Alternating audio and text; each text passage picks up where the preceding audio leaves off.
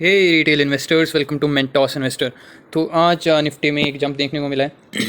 पूरे ही chemical sector में jump था आज, और इसे ही हम सेक्टर रोटेशन बोलते हैं। आप फाइन ऑर्गेनिक ले लीजिए, आप एल्काइल अमाइन ले लीजिए, सुमिटोमो केमिकल, एसआरएफ, दीपक नाइट्रेट, बहुत तगड़ा जंप है आज। तो जो बोला जा रहा था कि कुछ महीने तक, कुछ क्वार्टर तक केमिकल स्टॉक्स अच्छा परफॉर्म नहीं कर पाएंगे, वो खारिज हो गई है बात। With in 1 day, with in 2-3 days chemical sector के स्टॉक्स बहुत ऊपर निकल चुके हैं। लक्ष्मी केमिकल आप लो, तो ये जितने भी स्टॉक्स हैं अभी, इसमें आपको देखना है कि ये थोड़े भी अगर करेक्ट होते हैं तो इसमें आपको बाइंग करके चलनी है, या फिर आपने बाइंग तो करी रखी होगी, क्योंकि मैंने आपको रिसेंट वीडियो में ही बताया था, 2 दिन पहले की वीडियो में, कि आपको इन सभी शेयर्स में बाइंग करके चलना है, क्योंकि ये अपने 52 वीक लो पे मिल रहे हैं। तो आते हैं अब, जो शेयर भाग गए, पर अभी जो शेयर डिस्काउंट लेवल पे मिल रहे हैं उस पर आते हैं। और पहले शेयर का नाम है केसॉल्स इंडिया लिमिटेड। इसमें आज गिरावट देखने को मिली है, 5% का सर्किट लग गया है। और क्यों देखने को मिल रही है गिरावट? क्योंकि ये है 4th ASM लिस्ट में, और ये सबसे, जहाँ तक बोले तो सबसे ज़्यादा तगड़ी निगरानी होती है सेबी की ASM 4 में, और इससे ज़्यादा अगर हम देखें तो GSM होती है। इसमें ट्रेडिंग ही बंद हो जाती है GSM लिस्ट में, बट ASM लिस्ट 4 में आ चुका है केसॉल, और यहाँ पर एक गिरावट देखने को मिल रही है हर दिन। और इसमें एक बाइंग अपॉर्चुनिटी आपको देखनी चाहिए, क्योंकि अगर कोई चीज़ नहीं मिलती है सेबी को, कोई भी ऐसा, अगर ये निकल जाता है ASM लिस्ट से, तो एक इसमें बड़ी तेज़ी देखने को मिल सकती है, क्योंकि सभी जानते हैं कि केसॉल किस तरीके का शेयर है, किस तरीके से भागता है ये कंपनी। तो ये जो कंपनी है, आपको इसका जो रीसेंट सपोर्ट निकल के आता है वो 1185 का है, जो कि मैंने यहाँ पे मार्क कर रखा है ऑलरेडी। ये आप देखें तो ये एक अच्छा लेवल रहेगा जब आप पहला इंस्टॉलमेंट, फर्स्ट इंस्टॉलमेंट के लिए आपके, और सेकंड इंस्टॉलमेंट आप इस लेवल पे लगा सकते हैं, जो कि है 983 का लेवल। 2 बैंड्स हैं इसके, और जो पहला बैंड है वो है 1185 का, जो सेकंड बैंड है वो है 983 का। सेकंड बैंड होगा 983 का। तो ये थे 2 बाइंग लेवल्स केसॉल के।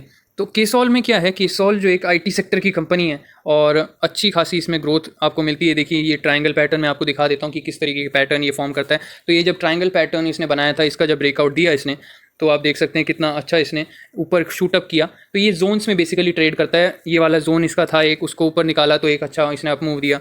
तो ऐसे ही पीछे भी आप जाएँ तो यहाँ पे देख सकते हैं आप, ये देखिए एक जोन बना रहा था, उसका ब्रेकआउट दिया, अगेन एक अच्छा अप मूव मिला। तो इसी तरीके से केसॉल चलता है, और अभी ये ASM लिस्ट 4 में है, तो अभी इसमें अपॉर्चुनिटी मिल रही है। आप बोलते रहते हैं कि कौन सा, कब गिरेगा केसॉल, कब गिरेगा KPIT, कब गिरेगा सिग्मा सॉल्व, कब गिरेगा डायनेमिक केबल, और जब गिरता है तब आप लेते नहीं हैं। तो इसमें आपको बाइंग अपॉर्चुनिटी ज़रूर से देखनी चाहिए। फर्स्ट इंस्टॉलमेंट 1185 का, नेक्स्ट इंस्टॉलमेंट 983 का। तो ये थी बात केसॉल इंडिया लिमिटेड की। जो नेक्स्ट कंपनी है वो और भी तगड़ी निगरानी में है। इस कंपनी का नाम है सिग्मा सॉल्व्स लिमिटेड, और ये जो कंपनी है ये आ चुकी है, अगर हम बताएं तो GSM लिस्ट में आ चुकी है ये, और इसमें ट्रेडिंग ही बंद है। तो ये कंपनी में आप ट्रेडिंग ही नहीं कर सकते, इसके खरीदा बेची नहीं कर सकते रिटेल इन्वेस्टर्स। तो अभी के लिए इसमें आपको क्या करना है, अगर आपका पैसा इसमें फंस रखा है तो आप कुछ नहीं कर सकते, सिंपल सी बात है। ज़ीरो दम में आप बाई नहीं कर पाएंगे, सेल भी शायद नहीं कर पाएंगे इस शेयर को आप किसी भी डीमैट अकाउंट में, किसी भी ब्रोकर में। तो ये जो कंपनी है अभी, इसके सपोर्ट वगैरह तो हम देखेंगे नहीं, क्योंकि जब बाइंग ही नहीं हो पाएगी तो कैसे बाइंग करेंगे। तो 400 से नीचे वैसे अगर मिलता है आपको तो एक अच्छा लेवल रहेगा, बट GSM लिस्ट, ये जो GSM लिस्ट है ना, इससे आपको शेयर बाहर आना चाहिए, तभी आप कुछ कर पाएंगे। क्योंकि GSM लिस्ट वो चीज़ है जहाँ पे ट्रेडिंग ही बंद हो जाती है। तो ये तगड़ी निगरानी में है, अभी इससे ऊपर कुछ नहीं होता। इससे ऊपर शायद डीलिस्ट ही होगा स्टॉक, अगर होगा तो इसमें आपको बाइंग नहीं हो पा रही है तो ना करें बाइंग। मेरी तो यही आपकी रहेगी, छोड़ दीजिए, वेट करिए आप जब तक आपका पैसा ब्लॉक है, तो आपको वैसे भी कुछ नहीं कर पाएंगे अभी सिग्मा सॉल में। तो इसमें तो अभी वैसे ही कुछ नहीं कर सकते। सपोर्ट आप जानेंगे तो सपोर्ट इसका वही 350 का एक मेजर लेवल है। 3.5, अगर इसमें GSM लिस्ट से बाहर निकलता है ये तो इसका लेवल है 350 का, और बाकी रिसेंट सपोर्ट है 400 के नीचे। अगर आपको मिलता है ये तो आप इसमें बाइंग करके चल सकते हैं। तो ये थी बात सिग्मा सॉल्व की, जिसमें ट्रेडिंग ही नहीं हो पा रही है। तो जब नहीं हो पा रही तो कुछ नहीं कर सकते भाई साहब। देखिए 400 का इसका फर्स्ट सपोर्ट, 400 के नीचे, और दूसरा जो मेजर सपोर्ट है 350 का। तो चलिए अभी तो इसमें वेट एंड वॉच ही कर सकते हैं, और कोई स्ट्रैटेजी तो इसमें काम आएगी नहीं। तो आते हैं अब अपनी लास्ट कंपनी पे, जिसका नाम है KPI ग्रीन। रिन्यूएबल सेक्टर से काम करती है कंपनी। आज इसमें एक फॉल देखने को मिला है, और देखिए इसमें मैंने आपको अच्छी तरीके से समझाया था कि ये कंपनी भी जोन्स बनाती है, और जब जोन का ब्रेकआउट आता है तो अच्छा खासा ही ऊपर निकलती है। यहाँ पे आप देख सकते हैं एक जोन बनाया, ब्रेकआउट किया, और इतना ऊपर चला गया, डबल हो गया शेयर 2x, 400 से सीधा 800, अब तो 900 के ऊपर है। तो ये कंपनी जो है one of the best company हम बोल सकते हैं रिन्यूएबल सेक्टर में, अगर आपको ग्रीन एनर्जी के सेक्टर में जाना चाहते हैं। अडानी ग्रीन से भी बेटर मैं बोलूँगा, क्योंकि उसका कुछ अता पता रहता नहीं है, अडानी कब क्या कर दे किसको पता।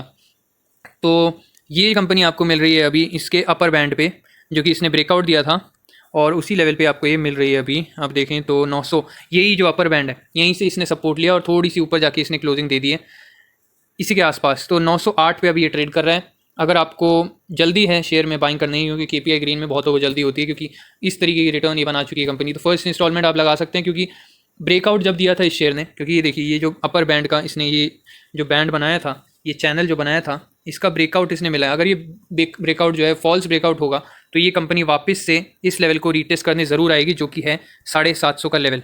तो वो तो काफ़ी नीचे है। अगर आपको उस लेवल पे मिलता है तो गोल्डन अपॉर्चुनिटी होगी आपके लिए, गोल्डन अपॉर्चुनिटी। वहाँ पे आप बल्क बाइंग भी कर सकते हैं केपीआई ग्रीन में। बट अगर आपको यहाँ से ही थोड़ी थोड़ी बाइंग करके चलना है तो आप अभी करंट लेवल पे थोड़े से शेयर खरीद सकते हैं और एक्सपेक्ट कर सकते हैं कि यहाँ से ये ऊपर निकले, क्योंकि इसने इस बैंड का ब्रेकआउट दिया था। आपको ये देखना ज़रूरी है अभी कि ये फॉल्स ब्रेकआउट था या फिर इसने जेन्युइनली ब्रेकआउट दिया है या सब इस बैंड का। तो ये थी बात केपीआई ग्रीन की। इसके लेवल्स रहेंगे 750 के, और जो दूसरा मिडल वाला लेवल जो मिडल में आता है बैंड के, वो है 850 का लेवल। ये दो लेवल आपको ध्यान में रखने हैं अगर आपको केपीआई ग्रीन में बाइंग करनी है। तो ये थी बात, 3 ऐसे शेयर जिसमें आज तगड़ा फॉल देखने को मिला है, केपीआई ग्रीन, सिग्मा सॉल्व और के सॉल्व इंडिया लिमिटेड। तो जो बाकी केमिकल सेक्टर के स्टॉक्स हैं उसमें आप बाइंग करके चल सकते हैं अगर आपको, क्योंकि सेक्टर रोटेशन का मज़ा लेना है, क्योंकि सेक्टर रोटेशन होते रहता है कुछ कुछ महीनों में। और कभी आईटी चलता है, कभी केमिकल चलता है, कभी ईवी चलता है, कभी पीएसयू बैंक चलते हैं, अंधों में काना राजा पीएसयू बैंक्स, इनका भी टाइम आता है। कभी अपना रियल्टी सेक्टर चलता है, कभी मीडिया सेक्टर चलता है। तो इसमें अगर आप खेलना चाहते हैं, अभी फ़िलहाल के लिए मैं आपको बता दूं तो अभी जो टाइम है वो केमिकल सेक्टर का है, क्योंकि आप देख सकते हैं कि हर केमिकल कंपनी भाग चुकी है। तो अगर आपको मोमेंटम इन्वेस्टिंग करनी है या सेक्टर रोटेशन के फ़ायदा लेना है तो केमिकल सेक्टर में अभी आप बाइंग करके चल सकते हैं अगर कोई गिरावट आती है। क्योंकि अभी तो दीपक नाइट्रेट सभी शेयर आप देखें तो 4 से 5% भागे, आज 3-4% तो मिनिमम भागे। तो अभी थोड़ी सी भी गिरावट में आप केमिकल सेक्टर में बाइंग करके चल सकते हैं। तो आज की वीडियो यहीं तक रखते हैं और देखते रहें तब तक मेंटोस इन्वेस्टर। Bye bye.